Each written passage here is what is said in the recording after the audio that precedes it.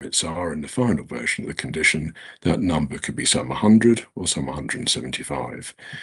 The appellant submits that substantial weight should be given to the delivery of new homes within the 5-year period, whichever of these or similar figures you, sir, conclude is the most likely. Any of them, whether 100, 175, 250, or anything similar to any of these, would make a welcome and worthwhile contribution to addressing the supply and delivery issues in Chorley. The appellant submits that substantial weight should also be given to continuing delivery beyond the 5-year period. The standard method produces, as we know, the minimum number of homes needed, and the government's objective of significantly boosting the supply of homes is pertinent too. The need for new homes is not time limited, it will continue for the foreseeable future. In addition, and importantly, 50% of the new homes would be affordable, there being an acute need for affordable homes in Chorley. There is a requirement for some 162 additional affordable homes a year, and as against an average delivery of some 116 a year, the shortfall is growing year on year. The appellant submits that the delivery of affordable homes is a matter which should be given substantial weight in its own right. Turning then to next to policy 1 of the core strategy, to clarify and confirm the appellant's submission, in the event that you, sir, accept any of our Greenbelt or Framework 154G or very special circumstances submissions, it would follow from this that there are exceptional reasons to grant consent in compliance with the criterion F of policy 1. You, sir, have our submissions with regards compliance with BNE 5 of the local plan and Mr. Suckley's analysis of accordance with all other relevant development plan policies. Although we submit that the development plan's spatial strategy is out of date in a substantive sense because it planned for significantly fewer new homes than now required, and in any event is deemed to be out of date, along with all the other most important policies for the determination of this appeal, by virtue of Framework Paragraph 11D footnote 8, it is still a matter of significance that the determination which would be in accordance with the development plan would be to allow this appeal. Turning to Greenbelt purposes, to clarify and confirm, it is the appellant's case that the site does not strongly contribute to any of purposes A, B, or D of the Greenbelt, these being the relevant purposes in terms of deciding whether the site is Greybelt, when applying the definition in the glossary to the framework. Our emphasis is, of course, on the word strongly. In no sensible assessment could it conceivably be said that the site makes any such contribution. With regards to purpose C, which along with all the other purposes is relevant when it comes to the second part of framework paragraph 155A, it is our case that in no version of events could it conceivably be said that the proposed development would fundamentally undermine all 5 purposes of the remaining Greenbelt across the area of the plan, which is the acid test in the framework. There is a vast amount of Greenbelt in Chorley, 14,550 hectares, of which the appeal site forms a minuscule part, and less than half of the site would comprise the housing development areas, which makes the point even more compelling. Turning to the glossary definition in the framework of previously developed land, to clarify and confirm the appellant's case with regards PDL, which is relevant to our 154G case, but not to our Greybelt case, because in respect of Greybelt, it doesn't matter whether the whole site is PDL, or what proportion of it is, or indeed whether any of it is. There are 3 areas within the appeal site which fall outside the policy BNE 5 allocation boundary.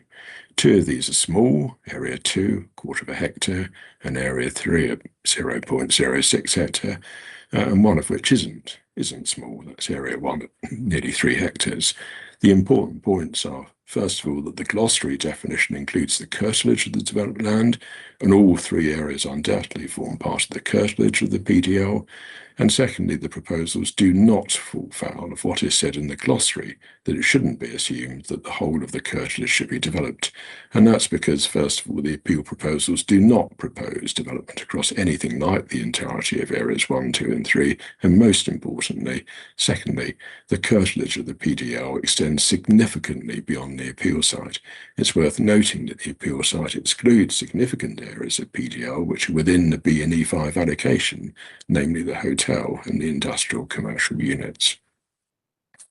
Then, in terms of these themes, framework paragraphs 110 and 115, the Appellant's Sustainable Transport Strategy proposes a substantial package of measures and contributions, which should now be considered in the light of the revised draft conditions in Section 106 planning obligations, the effectiveness of which has been significantly improved as a result of the Appellant and the Council taking on board the, if I might say, helpful comments, observations, and suggestions that you made, sir. It would seem sensible in closing to stand back and consider these measures and contributions with framework paragraphs 110 and 115 in mind. These paragraphs of the framework are relevant to the grey belt case because of paragraph 115C of the framework. They are also relevant to the grey belt case and separately to the framework 154G case because the paragraphs are cited in footnote 9 as being amongst those to which particular regard is to be had in applying the tilted balance in paragraph 11D2 of the framework. The paragraphs are not explicitly referred to in the context of very special circumstances, but doubtless any conclusion that they were not complied with would feature among the any other harm element of paragraph 153. And so some submissions on their meaning and effect would seem pertinent to the debate. It is the appellant's submission that both paragraphs are pragmatic and contextual. They seek to avoid falling foul of the proposition that the perfect is the enemy of the good, or here, the reasonable. Paragraph 110 of the framework recognises what can be done to maximise sustainable transport solutions, and I quote, will vary between urban and rural areas, and Mr. Pearce considers that the site is in a semi-rural location. Paragraph 115A advocates that one should take into account the location of the site. One cannot force people not to use their cars. Instead, one should do what one sensibly can, given the location of the site, to provide realistic opportunities for people to walk and or cycle and or catch the bus to and from facilities and services in the wider area. And of course, if a destination is too far for it to be reasonable to imagine anyone but the hardy walking to it, or the route isn't as good as one would prefer it to be, then it should be considered whether, rather than walking, it would be realistic to cycle or catch a bus. Also, it shouldn't be forgotten that the glossary frame a definition of sustainable transport modes, and the glossary includes ultra low and zero emission vehicles and car sharing as well. In the appellant's submission, the package of measures and contributions satisfy the expectations and aspirations found in framework paragraphs 110 and 115 when assessed in the context of a semi-rural location. In the language there of your main issue number 3, it is our case that future occupiers and users of development would have reasonable access to facilities and services, including bus provision. And so then to your main issues, in brief summary, it's our case, the appellant's case, that first of all, main issue 1, the proposed development would not be an appropriate development in the green belt, either because of grey belt or paragraph 154G of the framework. Main issue 2, the proposal would provide safe and suitable access for all users. Main issue 3, future occupiers and users of the proposed development would have reasonable access to facilities and services, including bus provision. Main issue 4, the proposal would make adequate provision for all the matters itemised by user. And then main issue 5, in the event that the proposed development is inappropriate development, the harm by way of inappropriateness and any other harm would be clearly outweighed by other considerations so as to amount to the very special circumstances necessary to justify the development. So in overall conclusion, the appellant asks user to allow the appeal. The proposals would deliver a great deal of public good with precious little harm. And so those are submissions. Thank you very much. Thanks, sir.